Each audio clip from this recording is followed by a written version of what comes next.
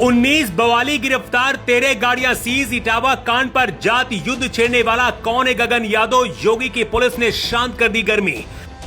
Ahir regiment और यादव महासभा के उपद्रवियों को बिलों से निकाल रही पुलिस, सपा ने भी छोड़ दिया साथ। उपद्रव करने वालों का हुआ बुरा हाल। इटावा में उतरा योगी का सबसे काबिल अफसर, रिवॉल्वर लेकर दौड़ाया, पुलिस ने किया बुरा हाल तो पलट गए गगन यादव।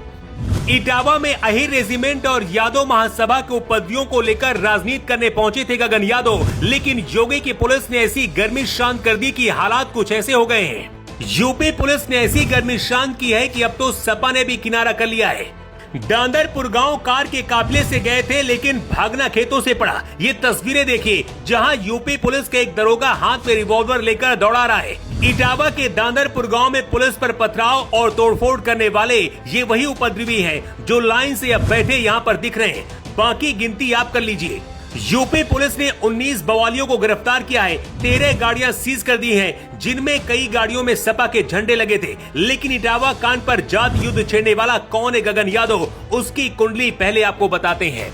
इटावा के दादरपुर गांव में घुसने से रोकने पर अहिर रेजिमेंट और यादव महासभा के लोगों ने पुलिस वालों के साथ पथराव किया। इस बीच गगन यादव का नाम सबसे ज्यादा सुर्खियों में आया। आरोप है कि गगन यादव के कहने पर ही अहिर रेजिमेंट ने दादरपुर गांव में तांडव मचाया। मेरठ के रहने वाले गगन यादव की कुछ तस्वीरें सोशल मीडिया पर तेजी से वायरल हो रही हैं, जिसमें वो सपा प्रमुख अखिलेश यादव के साथ नजर आ रहे हैं। इटावा में ब्राह्मण गांव में घुसने के लिए अहिर रेजिमेंट और यादव महासभा के उपद्रवियों ने पुलिस के ऊपर ही हमला कर दिया, जिसके बाद पुलिस ने दौड़ा कर पीटना शुरू किया। इसके बाद यूपी पुलिस रात भर उपद्रवियों को बिलों से निकाल कर कानून तोड़ने वालों को गिरफ्तार करती रही। इन सब को लगा था कि उन्हें अखिलेश यादव बचा लेंगे, लेकिन सपा ने कह दिया है कि ये तो बीजेपी के गुंडे हैं। मतलब गए थे इंसाफ दिलाने, लेकिन घर के रहे ना अब घाट के। मुकदमा दर्ज होने के बाद गगन यादव भी सरेंडर हो गए हैं और अब माफी मांग रहे हैं। गगन यादव ने ट्वीट करते हुए लिखा है, इटावा में हालात बिगड़ने के बाद कुछ युवाओं को प्रशासन ने मौके पर गिरफ्तार कर लिया। मुझे नहीं पता था कि ये कहां से हैं, इनकी गलती क्या है, लेकिन मैं इतना समझता हूं कि समाज के सम्मान में ये सब मैदान में थे। ऐसे युवा साथी जब भी सड़कों पर होते हैं, जब देश में कोई बड़ा आंदोलन होता है, ऐसे युवाओं का जोश चुनाव की रैलियों की खूबसूरती को बढ़ाता है। लेकिन ऐसे युवा हैं जो बाद में मुकदमों का सामना करते हैं और अंत में सभी नेताओं द्वारा दुख की घड़ी में नजरअंदाज कर दिए जाते हैं। कोई नहीं लेता इनकी जिम्मेदारी। मुझे दुख हो रहा है इन युवाओं को देखते हुए, लेकिन मैं इनका भविष्य खराब नहीं होने दूंगा, चाहे इनको छुड़वाने के लिए मुझे स्वयं की गिरफ्तारी देनी हो। मैं ये भी चाहता हूं कि देश में जो जाति हिंसा पैदा हुई है वो अब समाप्त हो जाए, नहीं तो हम मान सम्मान के चक्कर में राजनीति का शिकार हो जाएंगे। गगन यादव ने आगे कहा कि उत्तर प्रदेश शासन प्रशासन से भी मैं इन युवाओं को जेल से छोड़ने की गुजारिश करता हूं, जिसकी कोई भी कीमत चुकाने के लिए मैं तैयार हूं। ना मैं ऐसा व्यक्ति हूं जो दंगे भड़काए करवाए, और ना मैं ऐसा व्यक्ति हूं जो बुरे वक्त में किसी को छोड़कर आराम फरमाए।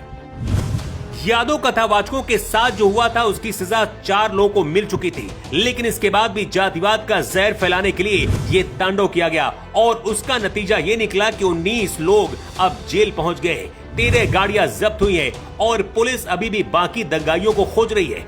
योगी आदित्यनाथ ने इटावा एसपी और प्रशासन से बात की है और कड़ी कार्रवाई की बात कही है।